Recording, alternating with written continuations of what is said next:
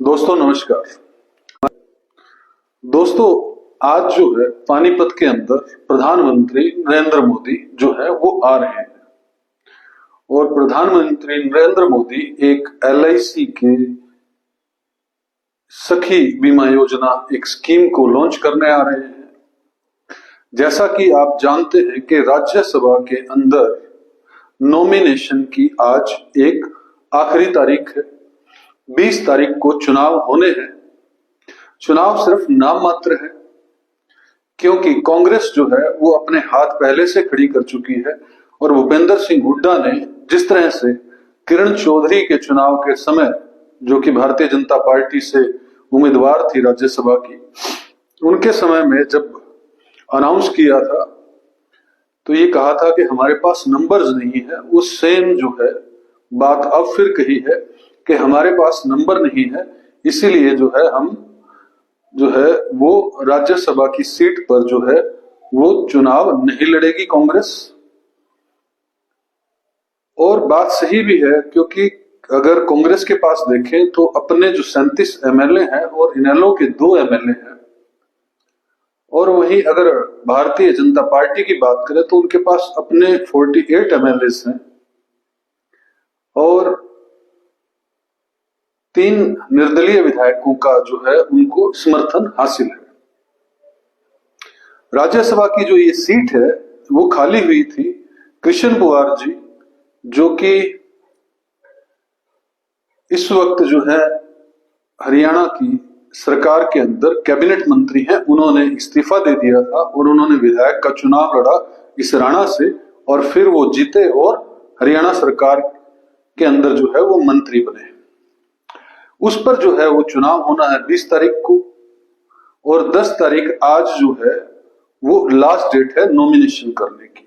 Bharatiya Janata party ने अभी तक किसी भी आधिकारिक तौर पर उम्मीदवार की घोषणा नहीं की है। कोई भी उम्मीदवार जो है मैदान में नहीं उतारा है, जबकि जिस भी उम्मीदवार को भारतीय जनता पार्टी उतारेगी वो निर्विरोध जीत जाएगा, क्योंकि जब सामने ही कोई नहीं है तो जीतना तो तय है ही है। ऐसा सुनने में आ रहा है कि मोहनलाल बडोली जो है वो हरियाणा राज्यसभा से भारतीय जनता पार्टी के उम्मीदवार हो सकते हैं। मोहनलाल बडोली जो कि राई से विधायक थे, उनको जो है प्रदेश अध्यक्ष बनाया गया। पंडित कम्युनिटी से आते हैं और उन्होंने अब की बार जो विधानसभा चुनाव था उसके अंदर भी जो है चुनाव लड़ने से पहले ही मना कर दिया था और पूरा जो है संगठन पर फोकस किया। और कहे तो भारतीय जनता पार्टी की हरियाणा में सरकार भी आ गई।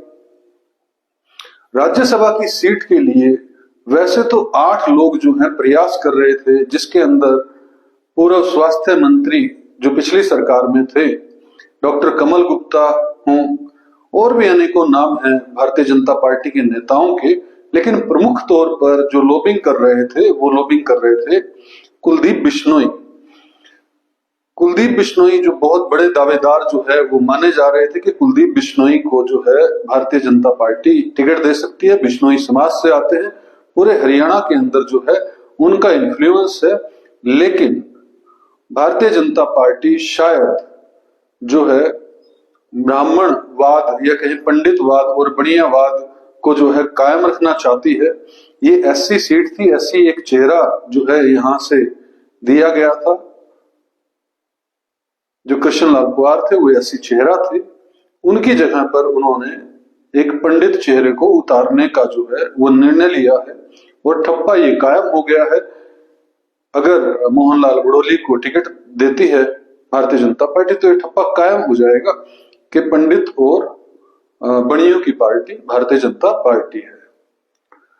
दूसरी बात अगर हम देखेंगे कि मोहनलाल बडोली जो है वो कहीं ना कहीं उन्होंने खूब मेहनत की, प्रदेश अध्यक्ष बने और कहीं ना कहीं नंबर 1 और नंबर 2 के जो हैं वो फेवरेट भी हैं, तभी उनको प्रदेश अध्यक्ष बनाया गया था।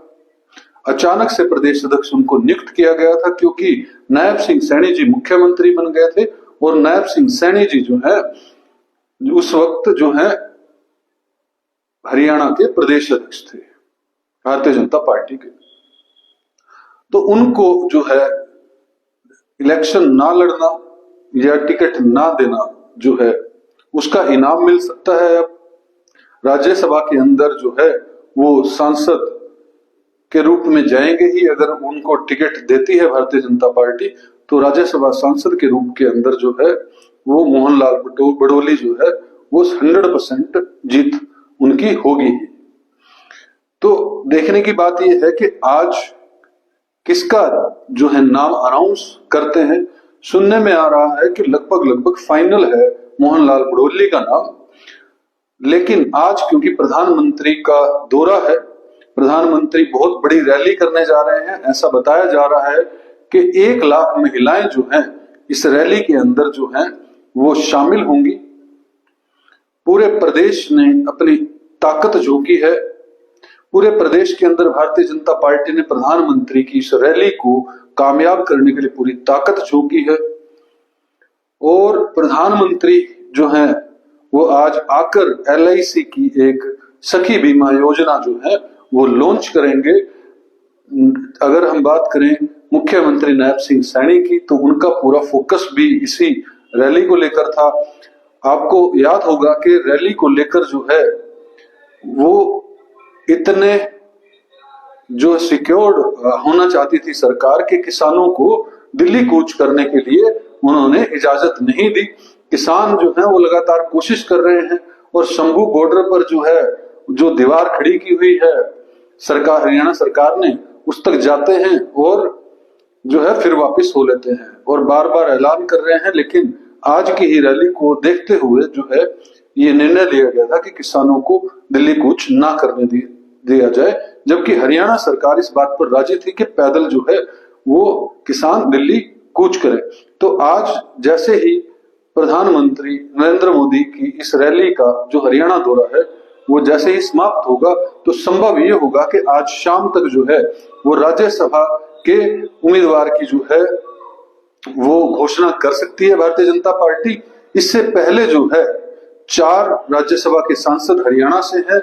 पहला तो जो पूर्व अध्यक्ष रहे हैं भारतीय जनता पार्टी के सुभाष बराड़ा, रामचंद्र जांगड़ा और किरण चौधरी जो है, और निर्दलीय उम्मीदवार हैं लेकिन वो सपोर्टेड है कार्तिकेय, जो कि विनोद शर्मा जो है अंबाला से MLA रहे, उनके जो है बेटे हैं ये कार्तिकेय, ये भी जो है राज्यसभा के सांसद हैं।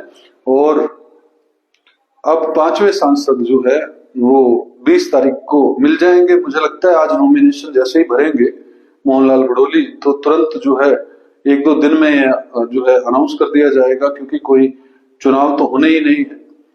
तो जैसे पिछली बार भी ऐसा ही हुआ था कि किरण चौधरी ने नॉमिनेशन भरा और निर्विरोध जो है उनको जो है घोषित कर दिया गया राज्यसभा का सांसद। ऐसे ही जो है जिस भी कैंडिडेट को भारतीय जनता पार्टी टिकट देगी उनको घोषित कर दिया जाएगा। लेकिन सोर्सेज ये कह रही है, मीडिया रिपोर्ट से कह रही है कि मोहनलाल बड़ोली जो है भारतीय जनता पार्टी का राज्यसभा उम्मीदवार के लिए जो है वो चेहरा हो सकते हैं।